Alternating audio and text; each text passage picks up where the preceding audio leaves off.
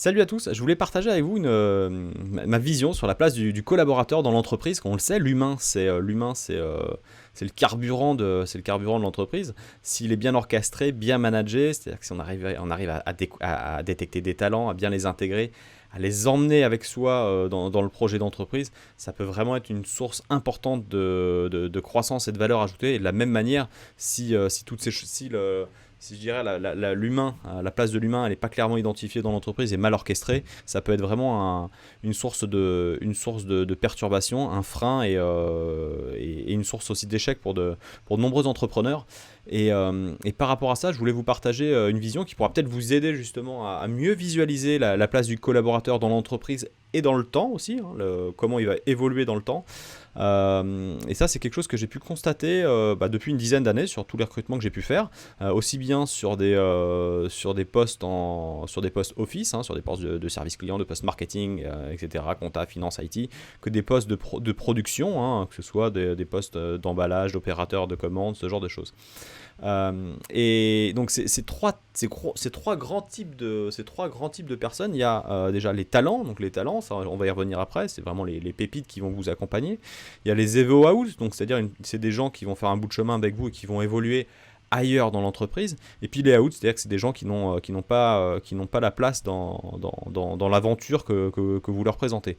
Alors déjà, les talents, c'est quoi? Alors les talents, pour moi, c'est des gens, ils ont même pas conscience qui sont des talents. C'est des gens qui, avec le temps, par affinité avec l'entreprise, par affinité avec les produits, par affinité avec l'équipe, ils vont développer des aptitudes à tendre vers des postes à responsabilité, des postes de management. Mais ça, ils vont le faire naturellement. C'est-à-dire que c'est pas des choses qui vont être forcées. Les talents, c'est des gens, ils n'en ont pas conscience en général. C'est-à-dire que c'est à vous, en tant que manager, en tant qu'entrepreneur, en tant que chef d'entreprise, de détecter ces personnes-là. Ils vont pas venir taper à la porte. Ça va être à vous de les sentir, ces gens-là, parce que c'est des passionnés avant tout. Ils font leur job à fond. Un bon indicateur, par exemple, ces gens-là, naturellement, ça va être des aimants, c'est-à-dire que naturellement, ils vont attirer d'autres personnes vers elles. Ils vont avoir un talent naturel de leadership. Et ça, ces talents-là, vous devez absolument les challenger, les faire évoluer dans l'entreprise. Et ça, c'est votre rôle de vraiment les emmener avec vous. Parce que le risque, c'est que si vous ne détectez pas ces talents, si vous les laissez et que vous n'arrivez pas à voir le potentiel, à un moment donné, c'est dommage parce que vous risqueriez de laisser passer cette opportunité d'avoir des gens qui pourraient être un gros moteur pour la croissance et votre entreprise, alors qu'au final, si vous ne faites rien, eh ben, il risquerait de s'ennuyer à un moment, de se démotiver avec le temps et puis de passer à autre chose. Donc ça, c'est vraiment les talents. Donc soyez vigilants parce que pour faire de la grosse croissance, pour faire de l'entreprise à succès, il faut des talents. Vous devez avoir des talents avec vous. Vous ne pouvez pas aller loin, aller vite seul. Vous devez savoir vous entourer. Et une bonne manière de s'entourer, c'est justement ces talents qui vont se révéler dans le temps dans l'entreprise. Ça, c'est la première catégorie de personnes. La deuxième, ça va être ce que j'appelle les Evo Out. Les Evo Out, c'est des gens qui vont venir dans votre entreprise, ils vont faire un bout de chemin avec vous, et puis après, ils vont évoluer sur autre chose, sur une autre entreprise, sur un projet personnel. Voilà. J'ai envie de dire, sur ces gens-là, le timing, c'est la clé. C'est-à-dire que c'est des gens, dès le recrutement, vous allez leur dire ce que vous attendez d'eux. Très clairement, vous allez devoir trouver les motivations, leur motivation profonde, bien comprendre c'est quoi leur projet dans la vie. L'idée, c'est pas de trouver des personnes qui vont rester toute la vie avec vous. L'entreprise d'une vie, c'est fini. Vous devez trouver des gens qui vont vous accompagner à fond pendant un moment. Alors est-ce que ça va être par exemple 1 an, 2 ans, 3 ans? Et après, c'est de dire à cette personne, pas de souci. Pendant 1 an, 2 ans, 3 ans, main dans la main, on travaille ensemble, tu vas contribuer à mon business, moi je vais te payer pour ça. Et par contre, par rapport à ton prochain projet, deal, on va travailler là-dessus. Et par contre, je serai là dans 2 ans, dans 3 ans pour t'aider. Si tu lances une entreprise, je te partagerai mon réseau, je te partagerai mon expérience de créateur d'entreprise. De la même manière, si c'est un manager, je te ferai les lettres de recommandation dont tu as besoin. Je te donnerai tous les dispositifs pour que tu puisses sortir de la manière la plus intelligente par rapport à ton prochain projet d'un point de vue juridique. Donc c'est toutes ces choses-là. Les Evo Out, ça va être des gens où vous allez vraiment pouvoir, si vous avez bien, dès le recrutement, bien compris c'est quoi leurs besoins, c'est quoi leur motivation, vous allez pouvoir, pendant un moment donné, vraiment profiter de leur talent, je dirais, pendant ce moment-là. Par contre, vous devez vraiment vous rappeler que le timing c'est la clé. Ces personnes-là, si elles vous ont dit que d'ici 2 ans, 3 ans, elles avaient un autre projet, vous devez aussi vous leur rappeler, les challenger, leur dire attention, tu m'as dit, tu as un projet, l'oublie pas, c'est important.